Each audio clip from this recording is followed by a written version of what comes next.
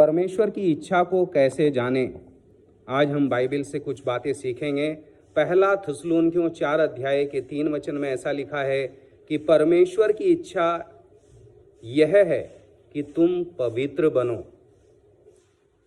Bible प्रभु का वचन बताता है परमेश्वर की इच्छा यह है कि तुम पवित्र बनो, पहला थिस्सलुनीकियों 4 अध्याय के 3 वचन में।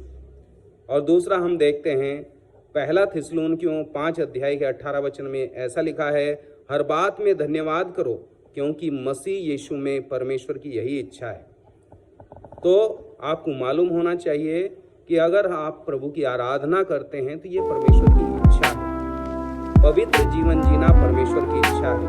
और बाइबल में पहला पत्रस 2 अध्याय के 5 वचन में ऐसा लिखा है, क्योंकि परमेश्वर की इच्छा है कि तुम भले काम करो और लोगों के मुंह को बंद करो। ये परमेश्वर की इच्छा है कि आप भले काम करें।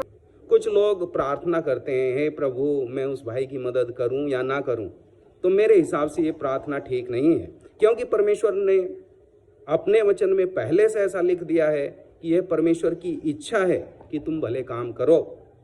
तो अभी आपको ऐसा प्रार्थना करने की जरूरत नहीं है कि प्रभु बाइबल पढ़ूं या ना पढ़ूं, ये तो परमेश्वर की इच्छा है।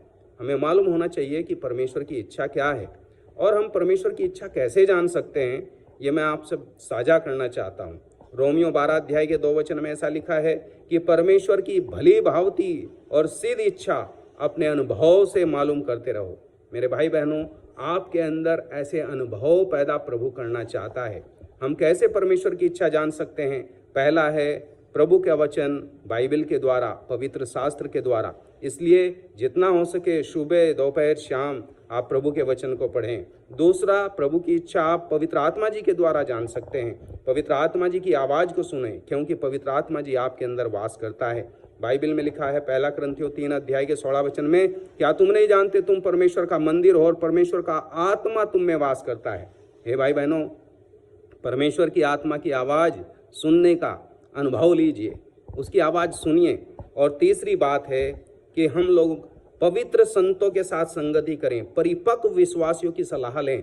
उनके द्वारा भी परमेश्वर हमसे बातें करते हैं और अपनी इच्छा जाहिर करते हैं। इसलिए हमेशा संतों भक्तों की संगति में रहें और उनकी सलाह लें, उनके मार्गदर्शन, उनके अनुभव को आप ले सकते हैं। और चौथी और आखिरी बात है, हम परमेश्वर की इच्छा परिस्थितियों के द्वारा भी मालूम कर सकते हैं।